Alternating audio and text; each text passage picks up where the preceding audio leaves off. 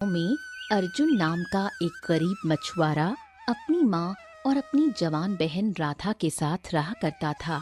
एक दिन अर्जुन शाम को थका हारा घर आया ही था कि तभी उसकी माँ उससे बोली, क्या हुआ? क्या आज भी तेरे जाल में कोई मछली नहीं फंसी? अरे क्या बताऊं माँ, सारा दिन तालाब में जाल डालकर बैठा रहा, परंतु मेरे जाल में केवल 2 ही मछलियां फंसी। बस ये लो माँ, एक सिक्का। बेटा, एक सिक्के से अब मैं आज का खाना कैसे बनाऊं? तू अच्छी तरह से जानता है, अनाज के साथ साथ खाने में सब्जी की भी आवश्यकता होती है और सब्जी में खाना पकाने के लिए और भी वस्तुएं डाली जाती हैं। अर्जुन निराश हो गया। अब मैं क्या करूं माँ? मुझे मछली पकड़ने के अलावा और कोई काम आता भी तो नहीं है ना। न जाने क्यों कुछ दिनों से मेरी किस्मत बहुत खराब चल रही है। मछुआरों के जाल मछलियों से भर जाते हैं, लेकिन मेरा जाल ही पता नहीं क्यों खाली रहता है। अब क्या करूं मैं? भैया, आप दूसरे तालाब में जाकर मछलियाँ क्यों नहीं पकड़ते? मैंने सुना है जंगल के तालाब में मछलियाँ बहुत अधिक फंसती हैं। हाँ, शायद तुम सही कह रही हो राधा। कल मैं दूसरे तालाब में जाकर मछलियां पकड़ने का काम करूंगा, ये सही रहेगा। हाँ बेटा, आखिर कब तक हम अपना जीवन गरीबी में व्यतीत करते रहेंगे? राधा जवान हो गई है, कल उसके हाथ भी पीले करने हैं। सब कुछ कैसे हो पाएगा? अर्जुन ने अपनी माँ की बात का कोई जवाब नहीं दिया और चुपचाप लेट गया। अगली सुबह अर्जुन अपना जाल लेकर जंगल की ओर निकल पड़ा। वो जंगल की सीमा तक पहुंचा ही था कि तभी रास्ते में एक दूसरा मछुआरा उसे मिल गया। मछली जाल में फंसी तो बड़ा मजा अरे क्या बात है भैया अर्जुन, कहाँ कहाँ? ये तुम जाल वाल लेकर ये जंगल की तरफ काहे जा रहे हो भैया? ओ, लगता है जंगल के तालाब से मछलियां पकड़ना चाह रहे हो। आहा, लेकिन एक बात बता दूं, जब समय खराब होता है तो फिर सबई कुछ खराब होता है। जंगल का तालाब तो बहुत दूर की बात है। अरे मैं तो कहता हूँ कि तुम समंदर में भी जाल डाल दोगे, तुम्हारे जाल में मछलियां नहीं फंसने वाली। अरे किस्मत खराब, समय खराब तो सब खराब। इतना कहकर दूसरा मछुआरा अर्जुन का मजाक उड़ाता हुआ वहां से चला गया। अर्जुन जंगल के तालाब में गया और अपना जाल फैलाकर बैठ गया। अर्जुन शाम तक बैठा रहा। शाम को उसके जाल में केवल 2 मछलियां फंसी। हाँ, वो मछुआरा सही कह रहा था। जब समय खराब होता है तो सभी काम खराब होते हैं। अब इन मछलियों का क्या करूं? इन्हें बेचकर पेट भरने से अच्छा है कि आज माँ से कहूंगा कि मछली वो खुद ही खाकर पेट भर ले। इतना कहकर अर्जुन वापस आने लगा। रास्ते में फिर वही दूसरा मछुआरा मिल गया। हाँ, है ई का है? हे अर्जुन, मैं तो समझ रहा था कि तुम जब जंगल के तालाब से लौटोगे तो तुम्हारा जाल तो पूरा मछलियों से लबालब भरा होगा। ए ससुरा, तुम्हारे जाल में तो केवल 2 ही ठो मछली फंसी है। इतनी ही मछलियां तो तुम्हारे जाल में गांव के तालाब में फंस जाती थी।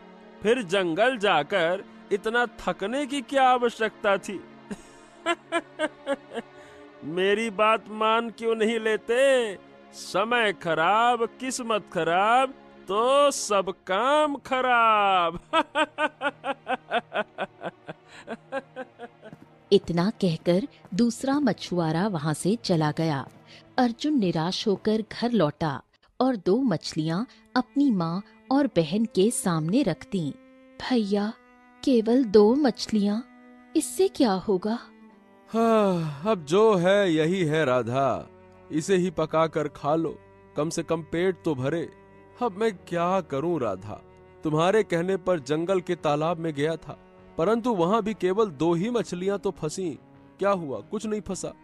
अब तो मुझे दूसरे मछुआरों की बात पर विश्वास होने लगा है। जो मेरा मजाक उड़ाते हैं वो बिल्कुल सही कहते हैं। मेरा भाग्य इस समय मेरा साथ नहीं दे रहा। बड़ी बेकार किस्मत है मेरी। अर्जुन की बात सुनकर उसकी माँ और बहन की आंखों में आंसू आ गए। अगली सुबह अर्जुन फिर से अपना जाल लेकर गांव के तालाब में चला गया। वो सुबह से लेकर शाम तक बैठा रहा, परंतु उसके जाल में एक भी मछली नहीं फंसी। क्यों भैया, आज पूरी तरह से ठन ठन गोपाल। अरे पहले तो तेरे जाल में 1 या 2 मछली फंस भी जाती थी गलती से, आज तो तेरा जाल पूरा ही खाली है। किस्मत लगता है बहुत ही खराब है। अर्जुन निराश हो गया और चुपचाप अपने घर चला आया। अर्जुन को खाली हाथ देखकर उसकी माँ चौंक गई। क्या हुआ? माँ, आज मेरे जाल में एक भी मछली नहीं फंसी माँ, एक भी नहीं। मैं और तेरी बहन सुबह से भूखे हैं, तेरा ही इंतजार कर रहे थे। अर्जुन की आंखों में आंसू आ गए। अर्जुन को रोता देख उसकी माँ भी रोने लगी। चिंता मत कर बेटे, हिम्मत मत हार। तू एक काम क्यों नहीं करता? हमारे राज्य का राजा सूरज बहुत दयालु है, तू जाकर उससे सहायता क्यों नहीं मांगता? एक ना एक दिन तो तुझे उससे सहायता मांगने जाना ही है, क्योंकि हमें राधा की शादी भी करनी है। अगले दिन अर्जुन अपनी माँ की कही हुई बात के अनुसार सीधे अपने राज्य के राजमहल में चला गया। कुछ देर बाद अर्जुन राज दरबार में खड़ा था। राजा सूरज गहरी सोच में डूबा हुआ था। महाराज की जय हो। महाराज, मैं जमुना नगर गांव का रहने वाला हूँ। मैं एक बहुत ही गरीब मछुआरा हूँ। कुछ दिनों से मेरा भाग्य मेरा साथ नहीं दे रहा। मेरे जाल में मछलियाँ बिल्कुल नहीं फंस रही। मेरा परिवार भूखा है और मेरी बहन भी जवान हो चुकी है। मुझे उसकी शादी भी करनी है। मैंने सुना है कि आप प्रजा के प्रति बहुत ही दयालु हैं। मेरी सहायता कीजिए महाराज, मेरी सहायता कीजिए, मदद कीजिए। राजा सूरज ने गहरी नजर से अर्जुन को देखा और अचानक अपने सिंहासन से उठकर खड़ा हुआ। अरे तो मैं क्या करूं? क्या अब मेरे इतने बुरे दिन आ गए हैं कि मैं गरीब मछुआरों की सहायता करूं? अगर तेरा भाग्य तेरा साथ नहीं दे रहा तो इसमें मैं क्या कर सकता हूँ? बेवकूफ कहीं के चले आते हैं राज दरबार में हमारा समय नष्ट करने। चलो जाओ यहाँ से, हम तुम्हारी सहायता नहीं कर सकते। चलो भागो, सैनिकों निकालो इसको बाहर। ये सुनकर दरबारी आश्चर्य से राजा सूरज की ओर देखने लगे। एक दरबारी उठकर राजा से बोला, महाराज ये क्या? हमारे महल का तो नियम रहा है कि कोई भी खाली हाथ नहीं जाता। मैंने कभी आपको इस तरह से किसी गरीब को अपमानित करते हुए तो नहीं देखा। ये सुनकर राजा सूरज और क्रोधित हो गया। बकवास बंद करो। अगर तुम्हें इतना बुरा लग रहा है तो तुम इसकी मदद करो। दरबारी चुपचाप वापस बैठ गया। राजा सूरज ने अर्जुन से कहा, अब खड़े खड़े देख क्या रहे हो बेवकूफ? चले जाओ यहाँ से, और आज के बाद हम ऐलान करते हैं कि हमारे महल में कोई भी गरीब प्रवेश नहीं करेगा। सैनिकों, इस बात का खास ख्याल रखो। राजा सूरज ने अर्जुन को अपमानित करके बाहर निकाल दिया। अर्जुन आंखों में आंसू लिए हुए अपने घर वापस आ गया। अर्जुन ने जो कुछ देखा उसे अपनी माँ को सुनाया। उसकी माँ आश्चर्य से बोली, परंतु राजा सूरज तो बहुत ही दयालु राजा था। मेरी समझ में नहीं आ रहा कि उसने तुम्हारी मदद क्यों नहीं की और उल्टा तुम्हें अपमानित करके बाहर क्यों निकाल दिया। अर्जुन की आंखों में आंसू आ गए। वो बोला, माँ, अब किसी का भाग्य साथ नहीं देता तो फिर कोई राजा भी साथ नहीं देता है क्या? क्या करूं माँ, क्या करूं? राधा अर्जुन के पास गई और उसे साहस दिया। भैया, आप हिम्मत मत हारो। देखना, एक ना एक दिन भाग्य जरूर बदलेगा। हाँ राधा, बस तेरी इन्हीं बातों से मुझे हिम्मत मिलती है। सही कहती है तू। एक दिन भाग्य जरूर बदलेगा, जरूर बदलेगा। हर रात के बाद सवेरा जरूर होता है। सही कहा तूने। अगले दिन अर्जुन गांव के तालाब में मछलियां पकड़ने गया। वहां कुछ मछुआरे पहले से बैठे थे। एक मछुआरा अर्जुन से बोला, ए भैया अर्जुन, मैंने तो सुना है कि तुम राजा सूरज के पास सहायता मांगने गए थे, परंतु राजा सूरज ने तुम्हें अपमानित कर दिया, भगा दिया वहां से, हैं? ए भैया, हमने तो कभी ना ऐसा सुना कि हमारे महाराज ने किसी गरीब को ऐसे बुरी तरह से अपमानित किया हो। क्या सुना क्या किसी ने? मैंने तो ना सुना। मैं बताऊं इसमें सारा दोष किसका है? अरे ये अर्जुन के भाग्य का है। जब इसकी किस्मत ही साथ नहीं दे रही तो महाराज इसकी मदद करके काहे को इसकी फूटी किस्मत का दोष अपने माथे ले ले, है? नहीं तो और नहीं तो क्या। ए भैया, इतनी खराब किस्मत वाला तो मैंने किसी को ना देखा। अब तो राजा ने भी अपने महल में गरीबों के प्रवेश पर रोक लगा दी। और किसकी वजह से हुआ ये अर्जुन की वजह से। इसने महल में कदम रखा और सब गरीबों के रास्ते बंद कर दिए। और नहीं तो क्या। ए भैया अर्जुन, मैं तुम्हारे हाथ जोड़ता हूँ, अब तुम इस तालाब में मत आया करो। तुम जंगल में ही मछली पकड़ने जाया करो। अरे भैया, मुझे डर है कि कहीं तुम्हारे खराब किस्मत की छाया यहाँ तालाब में न पड़ जाए, नहीं तो हमको भी लेने के देने पड़ जाएंगे। नहीं तो। उन दोनों मछुआरों की बातों से अर्जुन बहुत टूट गया। आंखों में आंसू लिए वो वहां से जंगल के तालाब की ओर चल दिया और अपना जाल तालाब में डाल दिया। अर्जुन सुबह से शाम तक अपना जाल तालाब में डाले रहा, परंतु थक हार कर भी उसके जाल में एक भी मछली नहीं फंसी। अर्जुन घबराकर बोला, हाँ, हे भगवान, आज तो मेरे जाल में एक भी मछली नहीं फंसी। मेरा परिवार कब से भूखा है। खाली हाथ लौटूंगा तो सब खत्म हो जाएगा। क्या करूं? तभी अर्जुन का जाल भारी हुआ और उसने जाल खींचा। जाल में एक सोने की मछली फंसी हुई थी। अर्जुन सोने की मछली को देखकर चौंक पड़ा और बोला, हाँ हाँ, अरे लगता है भगवान ने मेरी मदद कर दी। खींचता हूँ इसको। हाँ, अब इस मछली को बाजार में बेच दूंगा, मुझे अच्छी कीमत मिल जाएगी। तभी मछली ने मनुष्य की आवाज में पूछा, हे मनुष्य, मुझे छोड़ दे। अगर तूने मुझे आजाद कर दिया तो मैं तुझे एक ऐसा रहस्य बताऊंगी कि तेरा भाग्य बदल जाएगा। अर्जुन मछली की मनुष्य जैसी आवाज सुनकर और भी चौंक गया। वो संदेह से बोला, हो, ये कैसे संभव है? तुम मनुष्य की भाषा कैसे बोल रही हो? क्या तुम कोई पिशाचनी हो क्या? मैं कोई पिशाचनी नहीं हूँ, मैं एक जादुई मछली हूँ। मैं तुझे जो रहस्य बताऊंगी वो तेरा पूरा भाग्य बदल देगा। ए मछली रानी, देखो, मैं सही बताऊं, मैं तुमको नहीं छोड़ सकता। मैं तुमको छोड़ दूंगा तो मेरा पूरा परिवार भूखा रह जाएगा। कैसे छोड़ दूं? तू मुझे छोड़ दे, मैं तुझसे सच कह रही हूँ। मुझे छोड़ने के बाद अपना जाल तालाब में फेंक देना। तेरे जाल में इतनी मछलियाँ फंस जाएंगी कि आज तुम्हारा परिवार पेट भर खा लेगा। पर रहस्य जानकर तेरा भाग्य सदा के लिए बदल जाएगा। अर्जुन ने मछली की मिन्नतें सुनकर तुरंत उसे आजाद कर दिया। मछली तुरंत तालाब के अंदर चली गई। अर्जुन काफी देर तक वहाँ बैठा रहा। अरे क्या ही कहूँ, लगता है मैंने मछली की बात मानकर गलती कर दी। हाँ। तभी मछली फिर से तालाब से बाहर आई और बोली, अब मेरी बात ध्यान से सुन मनुष्य। जंगल की गहराई में जा।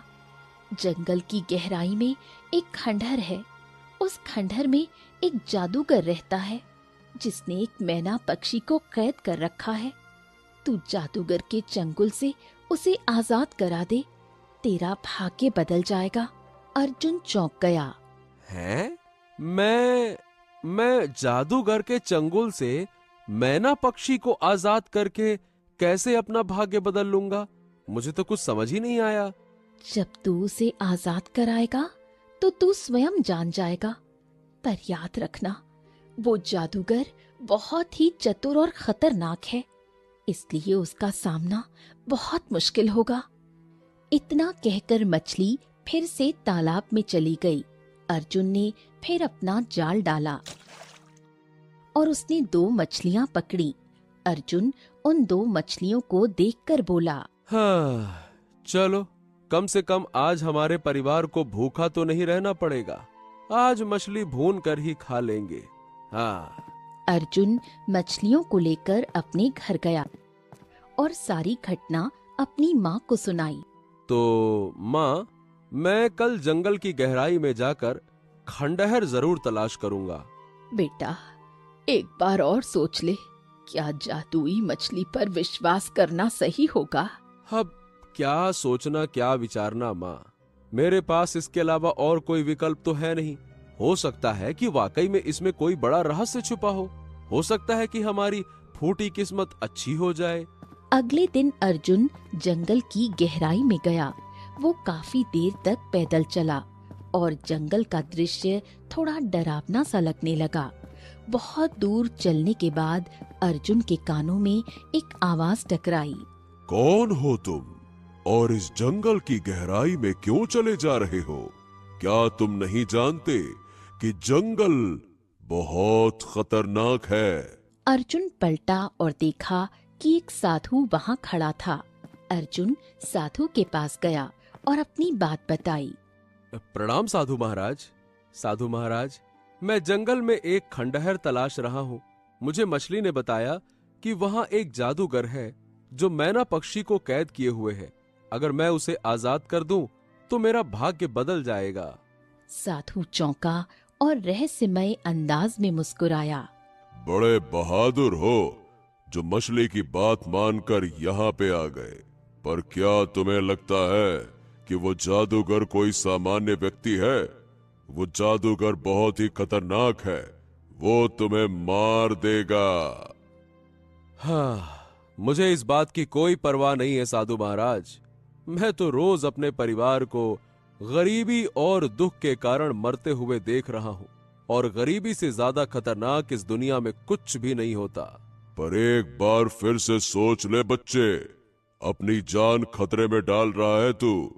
वो जादूगर कोई साधारण जादूगर नहीं है, बल्कि बहुत ही शक्तिशाली जादूगर है। और तूने बताया कि तेरा एक परिवार भी है। अगर तुझे कुछ हो गया तो तूने कभी सोचा है कि तेरे परिवार का क्या होगा? अर्जुन फीकी मुस्कान दिए हुए साधु की ओर देखकर बोला। वैसे मेरे जीते जी भी मेरे परिवार के साथ क्या हो रहा है? मैं उनके लिए कुछ भी नहीं कर पा रहा साधु महाराज। न खाने को है, न जीने को है। क्या करूं? हाँ, नियति ने मुझे एक मौका दिया है और मैं इस मौके को छोड़ूंगा नहीं। भले ही मुझे अपनी जान क्यों न गंवानी पड़े, पर मैं अपने परिवार के लिए कुछ भी करूंगा। इसका मतलब तू पक्का फैसला करके आया है? हाँ, और मैं अपने कदम हरगिज वापस नहीं लूंगा। साधु मुस्कुराते हुए बोला। तो ठीक है, मेरा आशीर्वाद तेरे साथ है बच्चा।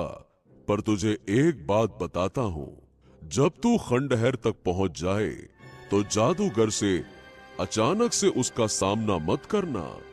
जादूगर दोपहर के समय खंडहर से कुछ देर के लिए चला जाता है, इसीलिए दोपहर में ही तू खंडहर में प्रवेश करना और वहां जो मैना पक्षी होगी उससे बात करना। हैं? मैना पक्षी से बात करना? तो क्या मैना पक्षी भी मनुष्य की आवाज में बात करती है? हाँ, वो मैना पक्षी कोई साधारण पक्षी नहीं है। वो भी मनुष्य की आवाज में बात करती है। ठीक वैसे ही जैसे तूने मुझे बताया कि तुझे उस मैना पक्षी के बारे में एक जादुई मछली ने बताया, और वो जादुई मछली भी मैना पक्षी की आवाज में बात करती थी। उस मैना पक्षी की बातें सुने बगैर जादूगर से सामना मत कर लेना, वरना तेरी हार निश्चित है, क्योंकि तू जादूगर के सामने नहीं टिक पाएगा। लेकिन हाँ, वो मैना पक्षी तुझे एक रहस्य बताएगी। उस रहस्य को जानने के बाद तू जादूगर के सामने जाएगा और तब जाकर तू उस जादूगर से जीत सकता है और फिर तेरी विजय पक्की है। हरिओम हरिओम हरिओम। इतना कहकर साधु वहां से चला गया। अर्जुन कुछ देर वहीं खड़ा रहा और फिर आगे बढ़ गया। बहुत दूर पैदल चलने के बाद अर्जुन को खंडहर दिखाई दिया। दोपहर का समय हो चुका था। हाँ, यही समय है खंडहर में प्रवेश करने का। आराम से जाता हूँ। अर्जुन खंडहर में गया और देखा कि एक पिंजरे के अंदर मैना पक्षी बंद थी। मैना पक्षी अर्जुन को देखकर चौंक गई। तुम यहाँ क्या कर रहे हो? जादूगर कुछ ही देर में आ जाएगा। देखो मैना पक्षी, मैं तुम्हें जादूगर के चंगुल से आजाद कराने आया हूँ। मछली ने मुझे बताया कि अगर मैं तुम्हें आजाद करूँगा तो मेरा भाग्य बदल जाएगा। तुम मुझे ऐसे आजाद नहीं कर सकते। पहले तुम पास के बूटी के तालाब में जाकर स्नान करो। कहते हैं कि बूटी के तालाब में स्नान करने से तांत्रिक और शैतानी मंत्रों से सुरक्षा मिलती है। बूटी के तालाब में स्नान करके शाम को फिर यहाँ आना। जादूगर अपने मंत्रों की शक्ति से तुम्हें मारने का प्रयास करेगा, पर बूटी के तालाब से स्नान करके आने पर उसके मंत्र काम नहीं करेंगे। तब तुम चतुराई से जादूगर का एक दांत तोड़ना। उसके दांतों में एक सोने का दांत है। उसके सोने के दांत में उसके प्राण बसे हुए हैं। जल्दी जाओ। यदि जादूगर अभी आ गया तो तुम अभी उसका मुकाबला नहीं कर पाओगे। अर्जुन तुरंत वहां से निकल गया। कुछ ही देर बाद रंग बिरंगी आभा के बीच जादूगर खंडहर में प्रकट हुआ। उसने मैना पक्षी की ओर घूरते हुए कहा, बगड़बम बगड़बम बगड़बम, मुझे मनुष्य की गंध आ रही है। सच बता, क्या यहाँ कोई मनुष्य आया था? दफा हो जा यहाँ से जादूगर। तेरा मनहूस साया जब से इस खंडहर में पड़ा है तब से यहाँ मनुष्य तो क्या, कोई जानवर भी नहीं आता। जादूगर क्रोधित हो उठा। बस आज रात का इंतजार कर ले मैना। कल मैं तुझे मार कर तेरी बलि देकर हमेशा के लिए अमर हो जाऊंगा।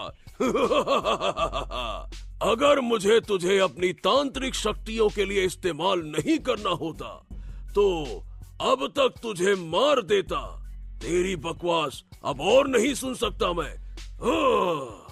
मैना पक्षी चुपचाप अपना मुंह फेर लेती है। उधर दूसरी ओर अर्जुन ढूंढते ढूंढते एक तालाब के किनारे पहुंचा। हाँ, क्या यही बूटी का तालाब है जिसके बारे में मैना ने बताया था? हाँ, मैं जड़ी बूटियों का तालाब हूँ। लेकिन सुन ले, अगर तूने स्नान किसी बुरी नियत से किया तो जलकर राख हो जाएगा, और अगर नेक काम के लिए स्नान करेगा तो तुझे कोई नुकसान नहीं होगा, क्योंकि मैं एक जादुई तालाब हूँ। अर्जुन ने बिना देर किए तालाब में स्नान किया। बाहर निकलते ही उसके पूरे शरीर पर रंग बिरंगी आभा चमकने लगी। लगता है तूने सचमुच अच्छे कार्य के लिए स्नान किया है। हाँ।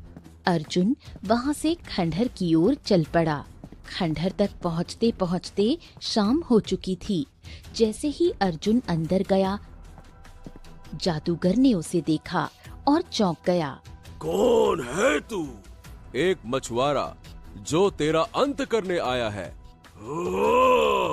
बगड़बम बगड़बम बगड़बम, अब मेरे इतने बुरे दिन आ गए कि एक मछुआरा मेरा अंत करेगा। मैं तुझे अभी यहीं अपने मंत्रों से खत्म कर दूंगा। जादूगर ने मंत्र पढ़ना शुरू किया, लेकिन अर्जुन पर उसका कोई असर नहीं हुआ। ओम ह्रीं क्लीं। ये कैसे हो सकता है? ये कैसे हो सकता है? मैंने अपने मंत्रों की शक्ति से इतना शक्तिशाली जाप किया, फिर भी तुझे कुछ नहीं हुआ। तू आखिर है कौन? लगता है तू भी कोई जादूगर है। मैं कोई जादूगर नहीं हूँ। मैं बूटी के तालाब में स्नान करके आया हूँ, इसीलिए तेरे मंत्र अब मुझ पर असर नहीं करेंगे। जादूगर ठहाका लगाकर हंसा।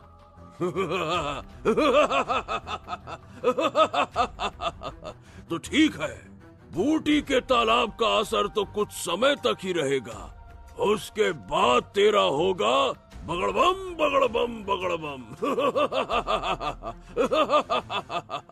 अर्जुन ने मौका देखकर तेजी से जादूगर के मुंह पर एक जोरदार मुक्का मारा। जादूगर संभल भी न पाया और उसका सोने का दांत टूटकर बाहर गिर पड़ा। अगले ही पल उसके शरीर में आग भड़क उठी। अरे आखिर मेरे अंत का रहस्य तुझे किसने बताया?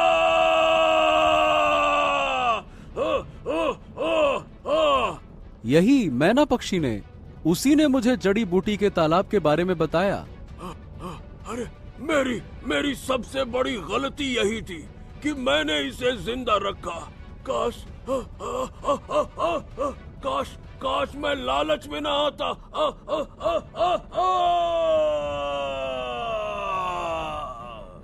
इतना कहकर जादूगर जलकर राख हो गया। अचानक रंग बिरंगी आभा फैली और मैना पक्षी का पिंजरा गायब हो गया। अगले ही पल एक धमाके के साथ मैना एक राजकुमारी में बदल गई।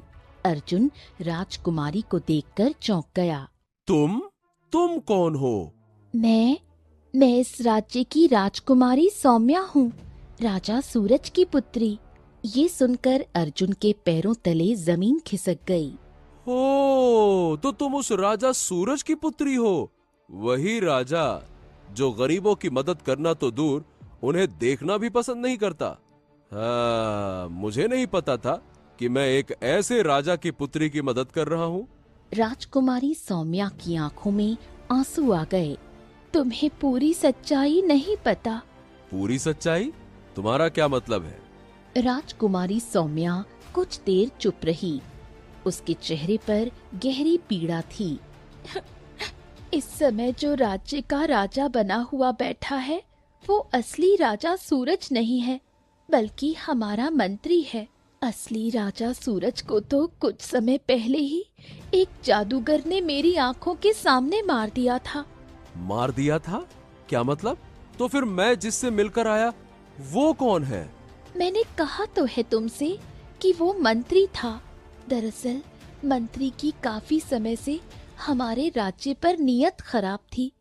एक दिन वो शिकार के बहाने मुझे और मेरे पिता को जंगल में इसी खंडहर के पास ले आया।